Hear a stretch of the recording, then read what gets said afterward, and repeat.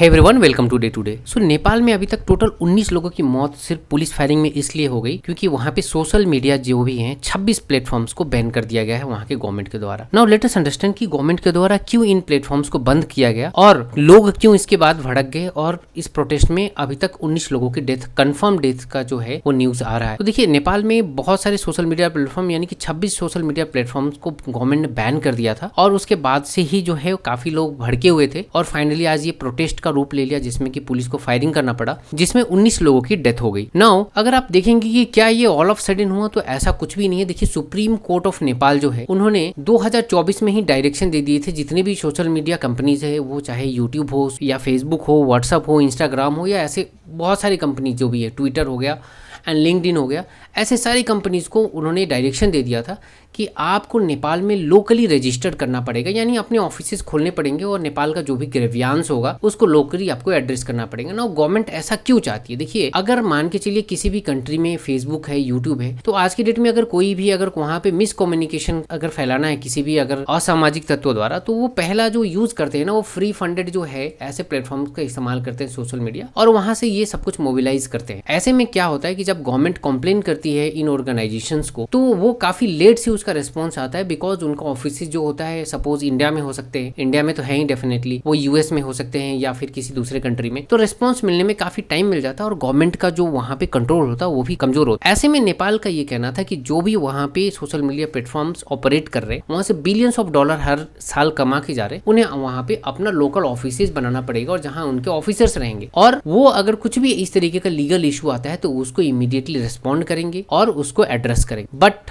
हुआ उसके just opposite कि जो सोशल मीडिया वहां पे बहुत सारे जो मेटा है, फेसबुक हो गया, इंस्टाग्राम हो गया, व्हाट्सएप हो गया, देन यूट्यूब हो गया, लिंक्डइन, टेलीग्राम, रेडिट, ये सारे बड़े बड़े कंपनी ने भी वहां पे कोई ऑफिस नहीं दिया। इनको नेपाल गवर्नमेंट ने बाकायदा इन्फॉर्म किया बट इन्होंने कोई रेस्पॉन्ड नहीं किया, कोई भी वहां पे ऑफिस वगैरह नहीं खोला, इवन टाइम तक नहीं बाय किया कि हाँ हम इतने दिन में खोल देंगे, अभी आप बैन मत लगाइए। उनको ये वार्निंग गया और उसके बाद भी कोई रेस्पॉन्स नहीं आने के बाद में सुप्रीम कोर्ट का जो भी निर्देश था उसके अनुसार द गवर्नमेंट ऑफ नेपाल, जो कि भी केपी ओली साहब की वहाँ पे गवर्नमेंट है, उन्होंने ब्लैंकेट बैन लगा दिया ये सारे के सारे जो भी सोशल मीडिया प्लेटफॉर्म है, 26 के 26 पे ब्लॉक कर दी। नाउ अब होता ये है कि वहां पे अगर आप देखेंगे तो हर साल जो क्रिएटर्स हो गए, यूट्यूब क्रिएटर हो गए, फेसबुक जो पेजेस हैं और सोशल मीडिया से जो पैसे कमा रहे हैं लोग, देन व्हाट्सएप पे आज कंप्लीट बिजनेस कम्युनिकेशन है, मोड ऑफ कम्युनिकेशन अगर आप देखेंगे तो व्हाट्सएप हो गया है। ऐसे में क्या हुआ कि वहां पे अगर आप देखेंगे तो लोगों का इनकम अगर देखेंगे जो कि ऑफिशियल है, नेपाल राष्ट्रीय बैंक जो है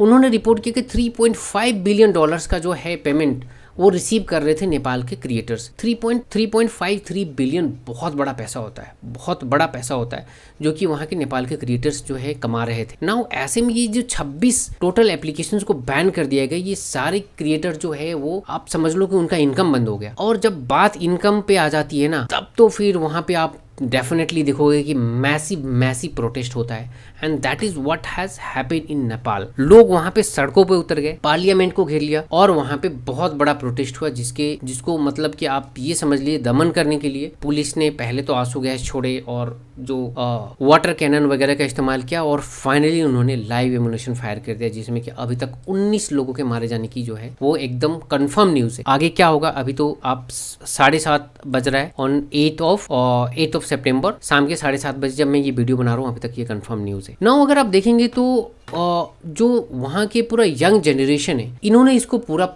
जो है इसको लीड किया है। इसमें कोई पॉलिटिकल पार्टी इन्वॉल्व नहीं है, अभी तक जो खबर आ रहा है इसमें कोई पॉलिटिकल पार्टी इन्वॉल्व नहीं है जिन्होंने इस मूवमेंट को लीड किया है। ये सारे लोग जो है अपने आप जमा हुए हैं और इनको जमा करने वाला जो लीडर है ना, वो लीडर है सोशल मीडिया। आप समझ लो आज के डेट में सोशल मीडिया का कितना बड़ा इन्फ्लुएंस है आज के डेट में सोसाइटी में। It's creators, it's viewers, followers, ये सारे लोगों ने मिलकर इस जो है पूरे मूवमेंट में जो है वहाँ पे पार्टिसिपेट किया है और ये सारे यंग लड़के हैं, बिल्कुल यंग लड़के हैं। ये अगर आप देखोगे तो ये सारे 14 से लेके और 25 से 30 साल के बीच के सारे लड़के हैं जो कि ये प्रोटेस्ट कर रहे हैं और ये बिल्कुल यंग जनरेशन। नाउ अगर आप देखें तो यहाँ पे सोशल मीडिया जो भी ऑर्गेनाइजेशन है उनका भी बहुत बड़ा रिस्पॉन्सिबिलिटी था जो वो फील किए। आप ऐसा नहीं बोल सकते हो सिंपली कि यहाँ पे जो यंग जनरेशन प्रोटेस्ट कर रहे हैं वो गलत है। एट द सेम टाइम जो गवर्नमेंट ऑफ नेपाल ने किया वो भी गलत। गवर्नमेंट ऑफ नेपाल में और सुप्रीम कोर्ट में देखे थे तो 2024 में ही डायरेक्शन दे दिए थे, और अभी आप देखेंगे तो तकरीबन 8 से 9 महीने हो गए ये डिस्कशन चल रहा है। बाय द वे, अगर ये कंपनी वहां से कमा रही थी तो इनका ये जिम्मेदारी बनता था कि वहां पे ऑफिस खोले